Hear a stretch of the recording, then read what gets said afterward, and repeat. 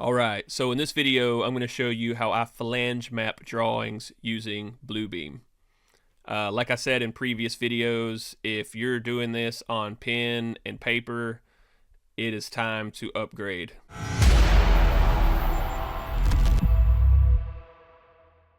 First thing you'll do is open up your drawings in Bluebeam. Once you get them open, before you start mapping, obviously you have to figure out where your bolt ups are. These are usually pretty easy to spot in the drawing. It looks like a flange, and in this case we have an arrow that points with an F number, a G number, and a B number. F is for flange, G is for gasket, and B is for bolts. Not every drawing is going to look just like this, depending on the engineering team and the piping designer and whoever created these drawings. They're going to be different from company to company, but for the most part, they are to be similar enough for you to be able to figure out what's going on. So we know that, like I said, F flange, G gasket, B bolts. So if we come over here in the bill of materials, we're going to find F3, so we're going to come down here to number 3. We're going to look across. There's 1 in quantity. It's a 1/2 inch size. The flange is a 150 pound raised face, weld neck, schedule 160, carbon steel, A105. Like, the description's all going to be right here. So it's a flange. We know obviously it's a bolt up. G4. You're going to look across here, 1/2 inch. It shows you it's a 1/2 inch 150 gasket. Gives some information about the gasket type. B5, item 5. We come across 1/2 inch bolts, a set of 4. Gives you some details on the requirements on those bolts, and that's it. Really simple. So you reference in the bill of materials using this little key right here to tell you the information about this specific bolt up. We don't really need that information yet until we start actually logging, which I'm going to show you in the next video. But for now, we're just mapping. So what we're going to do is we're going to come right over here, and we're going to draw a line. For flange mapping, I like to use blue, because I use red for all my weld mapping. And I like to be able to easily differentiate. I never mix flanges and welds onto the same drawing. Always keep those separate. Always deliver those separately.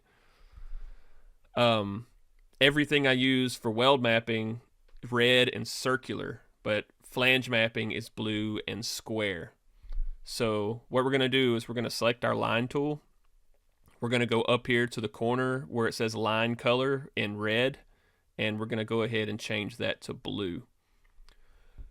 So we don't have to do that every single time we select that line tool, because right now my default is set to red. So I don't want to have to change it every time. So while I'm here and while I have it set to blue, I'm going to go right here next to the blue and click this arrow, and I'm going to click set as default. So now every time I click my line tool, it's going to be blue.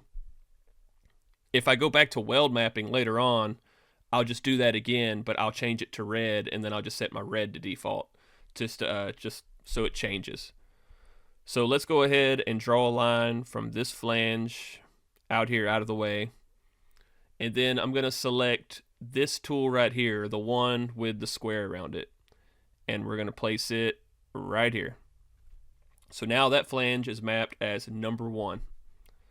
So we're going to go down to the next drawing.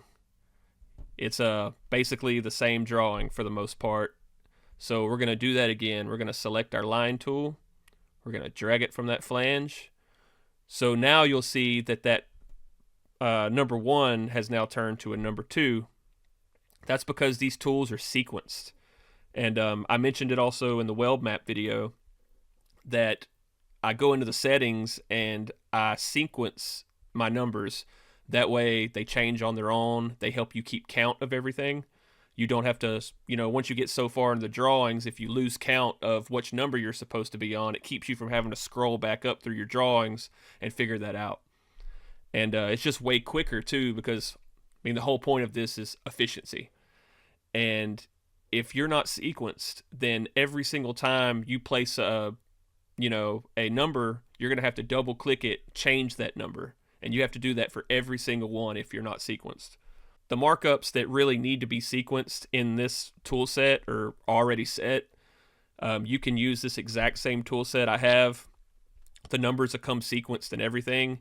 There will be a link in the description, and you can click that link and you can get the QC workflow field tool set. If you're interested, then go for it. It'll definitely help you out. So right now we're on number 2. That's the only flange there. So let's go to the next drawing. So here we have a valve.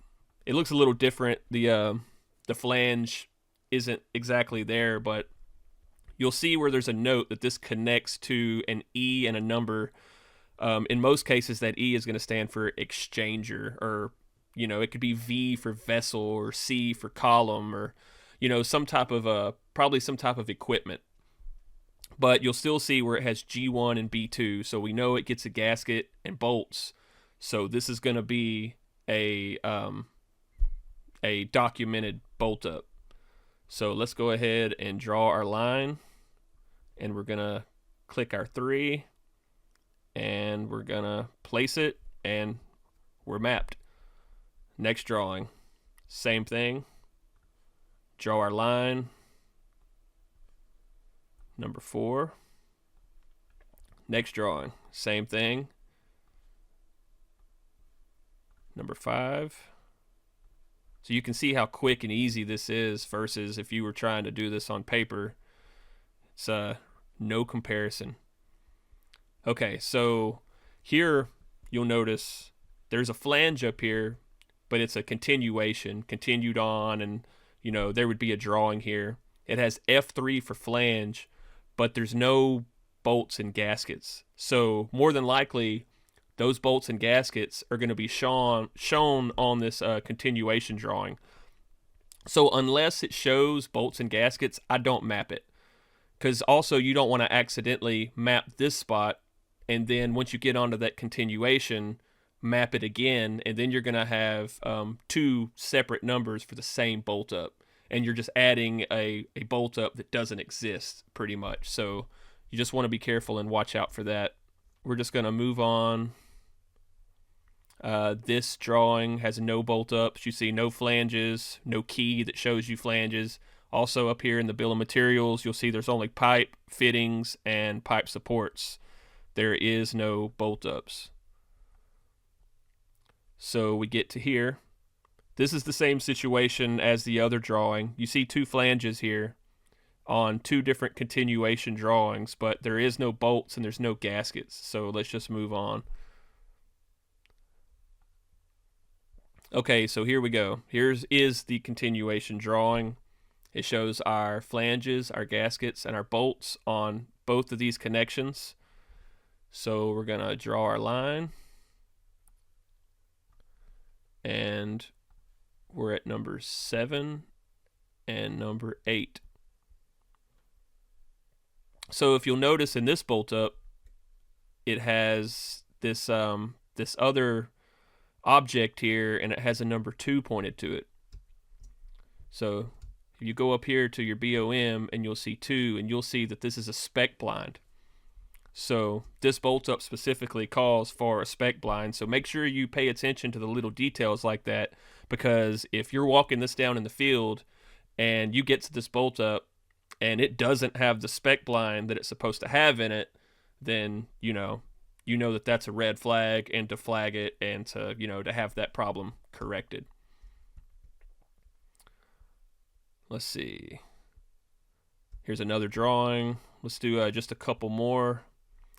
You see the flange, gasket, bolts. Really, really simple. We're going to line. We're going to put our sequenced number. Number 9. Let's just go to 10. Okay, here's one more. Flange, gasket, bolts. We draw our line. So now that we're at number 10, you'll notice in my tool set I have a blue box with it started as a 1, but I also have a separate 10 and a 100. The reason I do that is because now you'll notice that we're at number 10. You see how offset it is? It's my 10 is not centered up in my box. And I don't want to have to, every double digit number that I place, I don't want to have to click and hit backspace and try to get that in the middle. So I only use that box that's 1 through 9 on single digit numbers, 1 through 9. So once I get to 10, I stop using this one and I'll click on number 10. And it's already set up in sequence for that number to be centered up. And so now we'll start using it. And it'll start at 10 and it'll move on. And I keep it that way just to efficiency. I mean, I don't want to click and change anything that I don't have to. Once you get through 10 all the way up to 99 and it jumps up to number 100, it's going to do it again. So I have the number 100 right here in the tool set, and you'll click it and then you're good from 100 to 999, which I really hope that you're not having to map anything to that point. A lot of times you may have that many flanges, but you'll find sections to start your numbers over. Like in a whole entire job, I may not map 1 through 500. It really depends on the drawings and like different systems.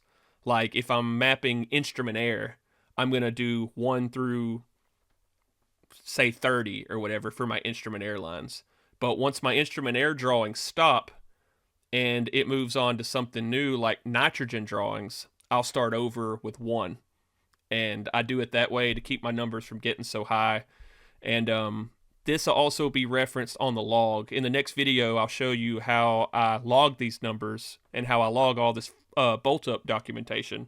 And you'll see why and how I start over at each different system. They each have their own page, their own tab in my flange log template. And it'll make sense at that point. But that's pretty much it. Really simple, really easy. And if you have any questions or see something that I may have missed, just let me know in the comments, and I appreciate you watching. Thanks.